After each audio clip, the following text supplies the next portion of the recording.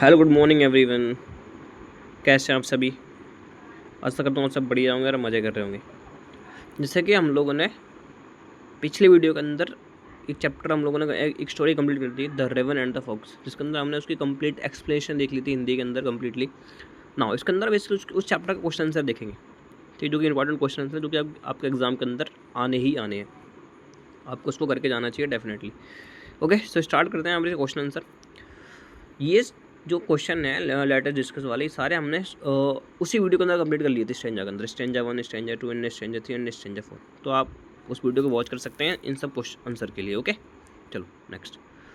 हम लोग और इसका मैं आपको एक अलग से वीडियो अपलोड करूँगा, इसलिए एक शॉर्ट वीडियो जिसके अंदर आपको वर्ड मीनिंग लिखे होंगे विद हिंदी आंसर के साथ में। ओके, तो जो इंपॉर्टेंट क्वेश्चन है उसके लिए हम उनको स्टडी करते हैं यहाँ से। That is deep comprehension question and answer, यानी कि ये कॉम्प्रहेंशन भी आंसर जो कि अपना NCF 2005 और 2006 के तहत इसके अंदर ये कॉम्प्रहेंशन बेस्ड क्वेश्चन पूछते हैं वो। तो वो एक बार देख लेते हैं अपन।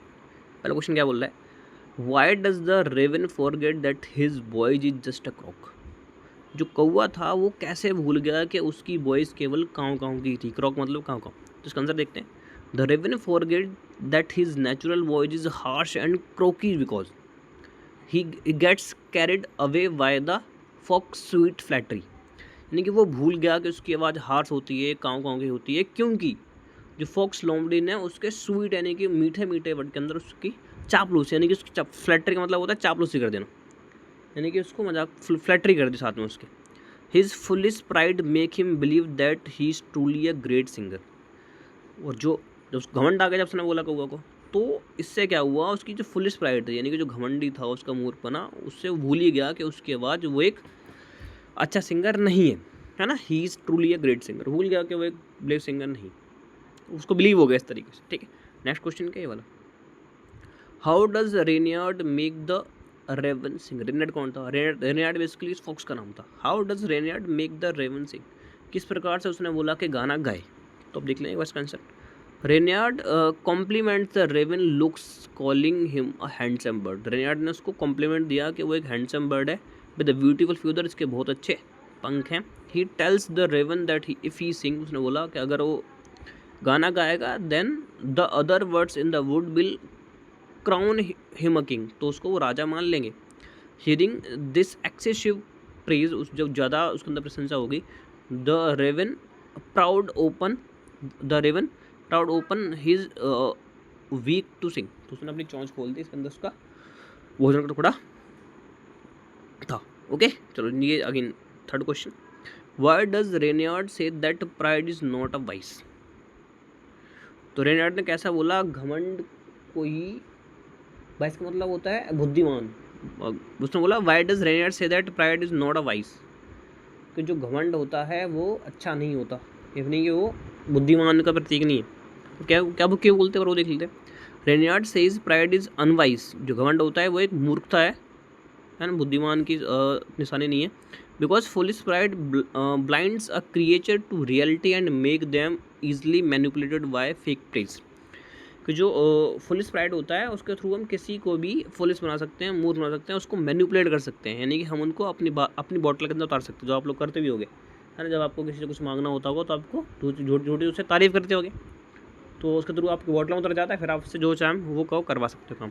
तो लीडिंग टू लॉस, ऐसा लॉस होता है just as the raven lost his food because of his vanity, इस वजह से वो जो रेवन था उसका भी फूड चला जाता है इस फुलिश की वजह से। Fourth question, give one reason why the teaching is quite a surprise.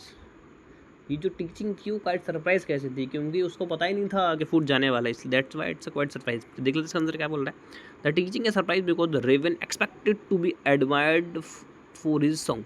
उसे लगा कि ऐसे ये जो मैं गाना गाऊंगा तो मुझे को ये एडमायर करेंगे, बड़ा तो कुछ नहीं। But instead he ended up losing his food and receiving a harsh lesson on vanity from the cunning fox. But ऐसा कुछ नहीं हुआ, उसे इससे एक सबक मिला कि मुझे कभी भी घमंड नहीं करना चाहिए और ऐसे झूठी बातों में मुझे नहीं आना चाहिए किसी की भी। ठीक है ना। Question 5, imagine someone praises you too much. Imagine करो कोई आप बहुत ज़्यादा प्रेज करता है, हाउ वुड यू रिएक्ट, आप कैसे रिएक्ट करोगे। ठीक है, सिंपल बता, अगर आपको ज़्यादा रिएक्ट करता है तो आपको समझ जाना चाहिए कुछ ना कुछ तो गड़बड़ है। कि अगर आपको इतनी झूठी तारीफ वगैरह कर रहा है यानी कुछ ना कुछ तो गड़बड़ है ही है।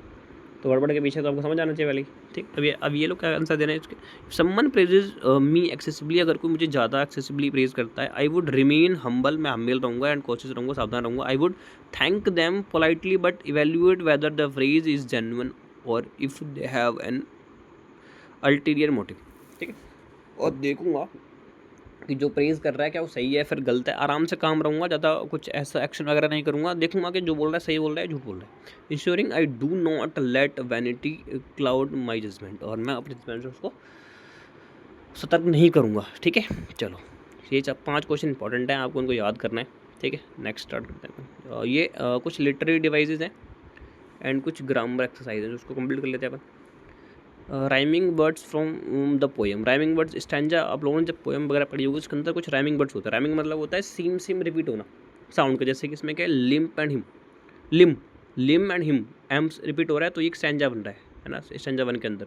वर्ड और वर्ड, जोक एंड क्रोक, देखो केक रिपीट हो रहा है, नो एंड ग्लो, तो this are repetition of sound हो रहा है ना इसके अंदर। Repetition of sound basically word के अंदर जो मीनिंग होना है, जो साउंड है वो रिपीट हो रहा है, जैसे वीक, सीक, सिंग, प्राइड, आइड, अनवाइज, प्राइज। जब आप स्टैंजा करते देखो तो आपको ज़्यादा क्लैरिटी हो जाएगी। आपके ये देखिए है ना, ये लिम हिम रिपीट हुआ, बीक सीक के रिपीट हुआ, वर्ड्स रिपीट हुआ, सिंग किंग रिपीट हुआ, this is the literary devices. Same ये देखो यहाँ भी है, जोक क्रोक रिपीट हुआ, प्राइड आइड रिपीट हुआ, नो ग्लो रिपीट हुआ, स्टैंजा के लास्ट में देखना है मुझे हमेशा, unwise and surprise S E repeat हुआ, this is called poetry device. अभी सेकंड क्या है, एलिट्रेशन क्या होता है, it's a repetition of constant sound, किस वर्ड के अंदर कांस्टेंट साउंड की रिपीटेशन होना ही क्या कहलाता है मेरे लिए, एलिट्रेशन कहलाता है। जैसे कि स्टैंजा के अंदर वीक, विग वीक, तो वी रिपीट हो रहा है, दैट्स एलिट्रेशन। देखो ये बी रिपीट हो रहा है, that's alliteration, B sound repeat हो रहा है। वुड वुड्स, देखो डब्ल्यू एंड डब्ल्यू रिपीट हुआ, that is alliteration. Such, sing, ये एस रिपीट हुआ, दिस कॉल्ड एलिट्रेशन, ठीक है। और कुछ ये अपोजिट वर्ड हैं जो कि मैं आपको एक वीडियो अपलोड करूँगा, इसके अंदर आप देख सकते हो सारे, वैसे हम चाहे यहाँ भी देख सकते हैं अपोजिट वर्ड। पट मतलब होता है किसी डाल पर बैठा हुआ, फ्लू गिर जाना, फॉरगेट भूलना, नोटिस करना, फुलिश मूर्ख, रे बुद्धिमान, प्राइड घमंड, ह्यूमैनिटी मतलब नॉर्मल इंसान जो घमंड नहीं करता, लाफ्ट हंसना, रोना, इग्नोर नोटिस करना, ग्लो एंड डिम। तो ये सब देख सिंपल थे सारे, बाकी मैं आपको नेक्स्ट वीडियो के अंदर इसको बता भी दूंगा अच्छे से, और ठीक है। So thank you for watching this video, please like and subscribe it, बहुत मेहनत की जा रही है आप लोगों के लिए, तो आप इसको सब्सक्राइब करो और अच्छे से अपने दोस्तों के साथ में इसको शेयर भी करो। Thank you again.